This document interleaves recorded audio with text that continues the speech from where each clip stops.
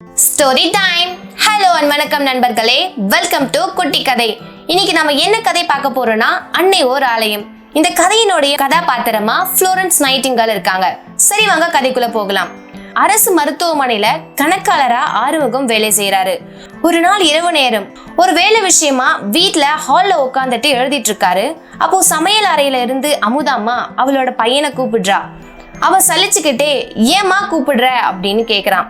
தமிழ் தம்பி தாத்தா மாடியில படுத்துட்டு இருக்காரு, அவருக்கு உடம்பு சரியில்லைப்பா, டாக்டர் வந்து போனாரு, மருந்தும் கொடுத்துட்டு போயிருக்காரு, ஆனா தாத்தா மேல இரும்பிக்கிட்டே இருக்காரு, அதனால நீ போய் இந்த மஞ்சள் தூள் கலந்த பாலை கொஞ்சம் கொடுத்துட்டு வாப்பா அப்படின்னு சொல்றாங்க.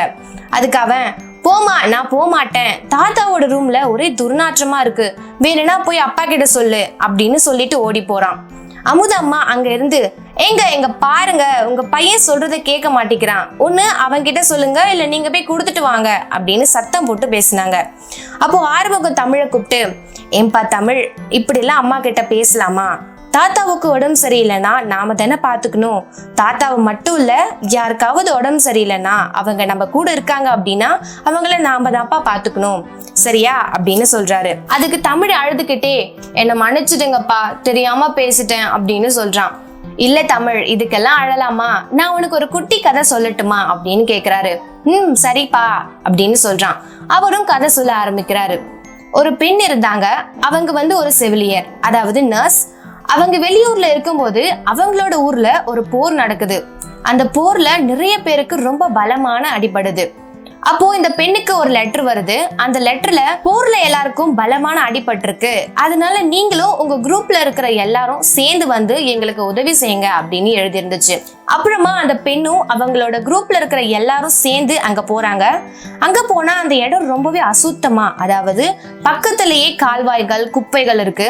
அந்த இடமே ரொம்ப துர்நாற்றமா இருக்கு.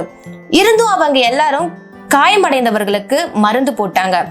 என்னதான் நம்ம காயத்துக்கு மருந்து போட்டாலும் சுத்தி இருக்கிற இடம் சுத்தமா இல்லை அப்படின்னா குணமடைய மாட்டாங்க அப்படின்னு யோசிச்சு அங்கிருந்த கால்வாய்களையும் குப்பைகளையும் அவங்களே சுத்தப்படுத்தினாங்க தெரியுமா அப்படின்னு ஆறுமுகம் சொல்ல, தமிழ் கேக்குறான், உண்மையாவே வாப்பா, அவங்க யாருப்பா அப்படின்னு கேக்குறான். அதுக்கு ஆறுமுகம் சொல்றாரு, இது வெறும் கதை மட்டும் இல்லப்பா, உண்மையாவே நடந்த சம்பவம். அது மட்டும் இல்லாம இவங்க யாருன்னா உலகத்திலேயே முதல் செவிலியர் ஃப்ளோரன்ஸ் நைட்டிங்கேல் அப்படின்னு சொல்றாரு. இந்த கதையில வரவங்க தான் உலகின் முதல் செவிலியர் ஃப்ளோரன்ஸ் நைட்டிங்கேல். இது வெறும் கதை மட்டும் இல்ல, அவங்களோட வாழ்க்கையில நடந்த ஒரு நிகழ்ச்சியை தான் நாங்க உங்களுக்கு ஒரு கதையா சொல்றோம். இதை கேட்ட தமிழ் அவங்க அப்பாவை பார்த்து, என்னை மன்னிச்சிடுங்கப்பா, இனி நான் யாருக்கிட்டையும் இந்த மாதிரி நடந்துக்க மாட்டேன் அப்படின்னு சொல்லி அம்மா கொடுத்த பால் டம்ளர் வாங்கிட்டு தாத்தாவோட ரூமுக்கு போனான். இதோட அந்த கதையும் முடியுது. அண்ட் இந்த கதை உங்க எல்லாருக்கும் கண்டிப்பா பிடிச்சிருக்கும் நம்புறேன். அப்படி பிடிச்சிருந்தா லைக் பண்ணுங்க, ஷேர் பண்ணுங்க, கமெண்ட் பண்ணுங்க. அண்ட் நம்ம சேனல்ல வர அப்கமிங் வீடியோஸ் நீங்க பார்க்கணும் அப்படின்னா மறக்காம சப்ஸ்கிரைப் பண்ணிடுங்க. அண்ட் ஒரு புதிய கதையோட உங்களை நெக்ஸ்ட் வீடியோல சந்திக்கிறேன். Bye bye, take care.